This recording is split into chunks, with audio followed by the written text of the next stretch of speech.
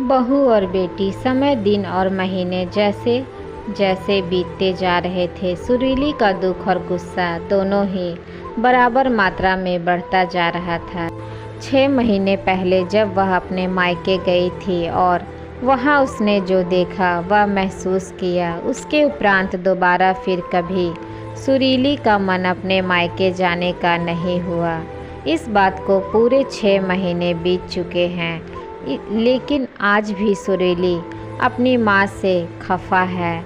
माँ, बाबूजी, भाई और यहाँ तक कि उसके भाई की पत्नी कनक ने भी कई बार सुरीली से घर न आने का कारण जानना चाहा, लेकिन उसने कभी भी किसी से अपने दिल की बात नहीं कही, बस अंदर ही अंदर परेशान होती रही। सुरीली ने तो कभी सपने में भी नहीं सोचा था कि बहू के आते ही माँ के व्यवहार में इतना बदलाव आ जाएगा।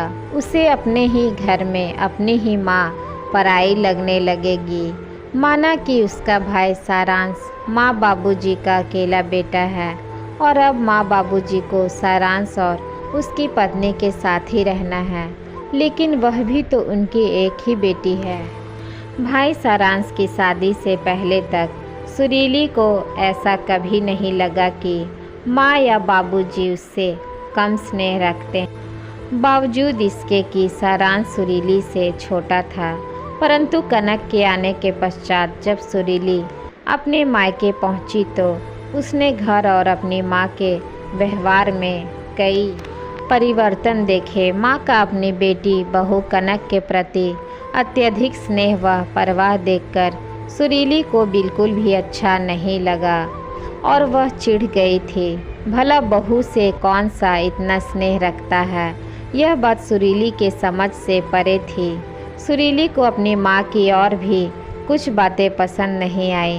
पहले जब कभी घर पर कोई छोटे से छोटा सामान भी खरीदा जाता, माँ सुरीली से अवश्य सलाह मशवरा करती और फिर उसके कहे अनुसार ही घर पर कोई सामान आता। लेकिन अब की बार घर के सारे पर्दे सुरीली के जानकारी के बगैर ही बदल दिए गए थे, वह भी वे पर्दे जिन्हें सुरीली ने पसंद करके लगाए थे। जब इस बारे में सुरीली ने अपनी माँ से बात की तो माँ बड़ी सहजता से कहने लगी, अरे वो कनक को ब्राइट कलर के पर्दे पसंद है ना, इसलिए उसने सारे पर्दे बदल दिए।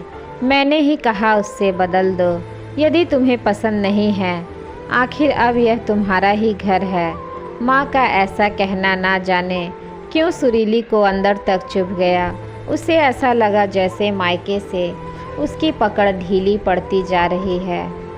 अभी सुरीली को मायके आए चंद घंटे ही हुए थे कि सुरीली से कनक बोली, दीदी आपको आलू चाट बहुत पसंद है ना, मैंने सारी तैयारियां कर रखी है, आपके लिए बनाकर ले आऊं। यह सुन सुरीली को थोड़ा अच्छा लगा और वह तनकर बोली, हाँ बना लाओ। और साथ ही साथ सुरीली ने रात के खाने का मेन्यू लिस्ट भी कनक को बता दिया। तभी सुरीली की माँ बोली, सुरीली तुम भी जाकर किचन में कनक का हाथ बटाओ, वह अकेली ये सब नहीं कर पाएगी। माँ का इतना कहना था कि सुरीली को ऐसे लगा जैसे अब उसकी माँ उसकी नहीं रही, वह अपनी बहू की ही हो गई है। माँ को अपनी बेटी से ज़्यादा फिक्र अपनी बहू की है, लेकिन सुरीली ने तुरंत कोई प्रतिक्रिया व्यक्त नहीं की, बल्कि एक ही शहर में ससुराल और मायके होने की वजह से रात के खाने से पहले ही वह बहाने बनाकर ससुराल लौट आई। तब से फिर कभी सुरीली ने मायके की तरफ मुड़कर नहीं देखा। एक शाम जब सुरीली मार्केट से घर पहुंची तो उसने देखा कि उसकी ननद मधु अपने बच्चों के साथ घर आई हुई है। यह देखकर सुरीली अंदर ही अंदर कसमसा कर रह गई। मधु का आना उसे कतई पसंद नहीं था और उससे भी अधिक मधु का यहाँ आकर अनावश्यक हस्तक्षेप करना तो उसे बिल्कुल भी नहीं भाता था। मधु का ऐसा व्यवहार सुरीली को अपने अस्तित्वहीनता का बोध कराता। अक्सर मधु को बेतकल्लुफ़ होना, अपने बच्चों की सारी जिम्मेदारी सुरीली पर डाल कर आराम से बतियाना, अपनी सहेलियों से मिलने और घूमने चले जाना, यह सब सुरीली को परेशान करता, क्योंकि मधु के ऐसा करने से सुरीली पर घर के सारे काम का बोझ आ जाता। ऐसे ही कई छोटे छोटे कारणों के चलते मधु और सुरीली के मध्य तनाव बनता रहता।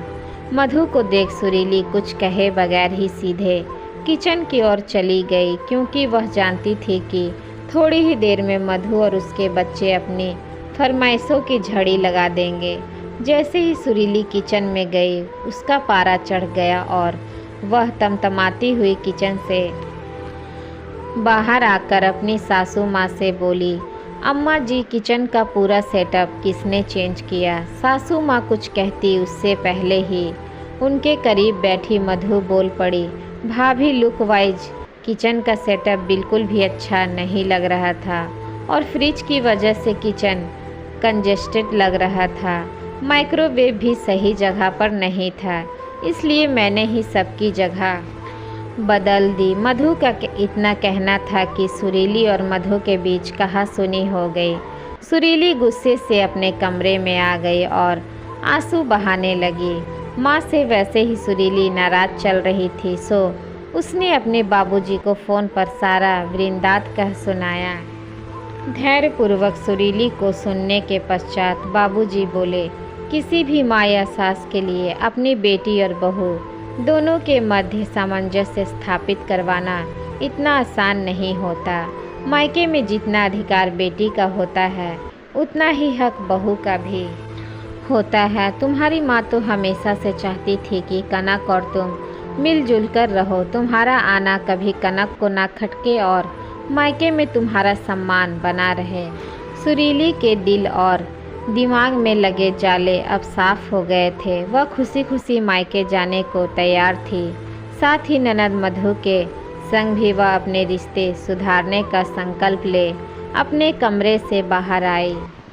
उसने तो ऐसा करने का प्रयास भी किया था, लेकिन नतीजा यह हुआ कि तुम नाराज होकर चली गई क्या, ये मैं नहीं जानता। बाबूजी से यह सब सुन सुरीली को अपनी सोच पर पछतावा हुआ। उसके मन में अपने माँ के प्रति जो गुस्सा और गलतफहमी थी, वह अब दूर हो चुकी थी। सुरीली ये भी समझ गई कि माँ उससे कितना प्यार करती है। मायके में उसका मान बना रहे, इसीलिए माँ ऐसा बर्ताव कर रही थी।